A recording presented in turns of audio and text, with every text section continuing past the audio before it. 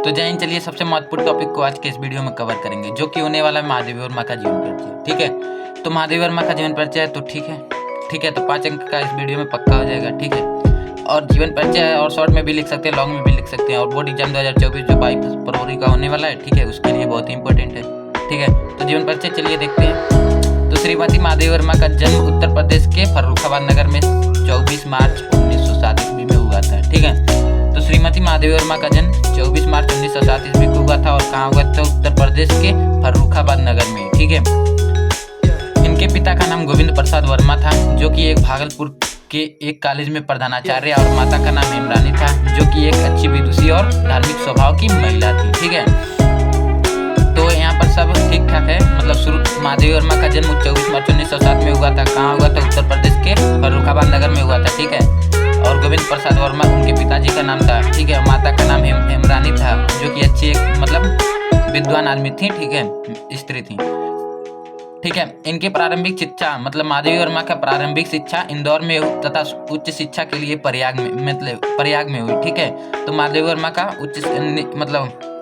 निजी शिक्षा यहाँ पर हुई और इंदौर में, और उच्च शिक्षा प्रयाग में हुई।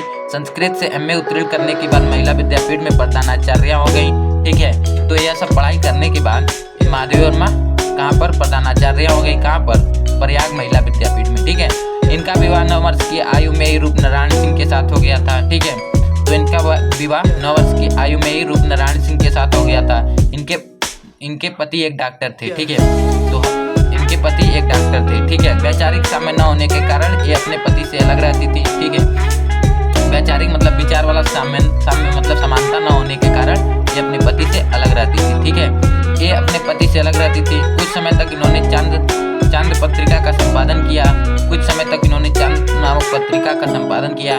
तो ऑप्शनल में भी आ जाता है क्वेश्चन कि चांद नामक पत्रिका का संपादन किसने किया, तो उसमें महादेवी वर्मा का ट्रिक करेंगे आपको तो 1 नंबर मिल जाएगा। ठीक है, तो लॉन्ग में शॉर्ट है पर शॉर्ट में लॉन्ग नहीं है। ठीक है, ऐसा वीडियो में भी है, यूट्यूब पे भी है। ठीक है, संपादन किया। ठीक है, इनके जीवन पर महात्मा गांधी का तथा साहित्य साधना पर रविंद्रनाथ टैगोर का विशेष प्रभाव पड़ा है। तो महादेवी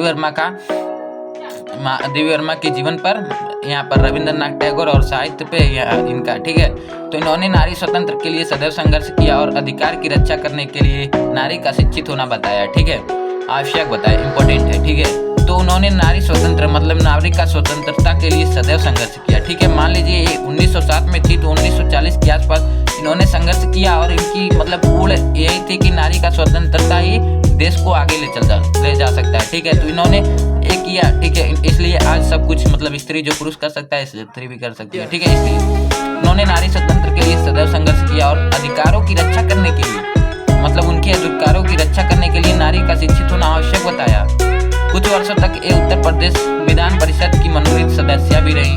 ठीक है, तो महादेवी वर्मा जी कुछ वर्षों तक ये उत्तर प्रदेश के विधान परिषद की मनोनीत सदस्य भी रही। ठीक है, इनकी साहित्यिक सेवाओं के लिए राष्ट्रपति ने इन्हें पद्म भूषण की उपाधि से अलंकृत किया या सम्मानित किया। ठीक है, तो इनकी यही सब करतूत देखकर राष्ट्रपति ने इन्हें पद्म भूषण की उपाधि जो होती है उसे से अलंकृत किया या सम्मानित किया। शेक्सपियर एवं मंगल प्रसाद पारितोषिक की उपाधि से भी अलंकृत किया। ठीक है, सम्मानित किया भी इन्हें। अलंकृत और सम्मानित करने का मतलब एक ही होता है। ठीक है, समझ लीजिए आपके समझने के लिए। ठीक है, उत्तर प्रदेश के हिंदी संस्थान द्वारा 18 मई 1983 ईस्वी को इन्हें हिंदी की सर्वश्रेष्ठ कवयित्री के रूप में भारत भारती पुरस्कार प्रदान करके सम्मानित किया गया। इन्हें निर्जा पर 500 रुपये का तथा यामा पर 1200 रुपये का पारितोषिक भी मिला था। ये प्रयाग में ही रहकर जीवन भर साहित्य साधना करती रही। 11 सितंबर 1987 ईस्वी को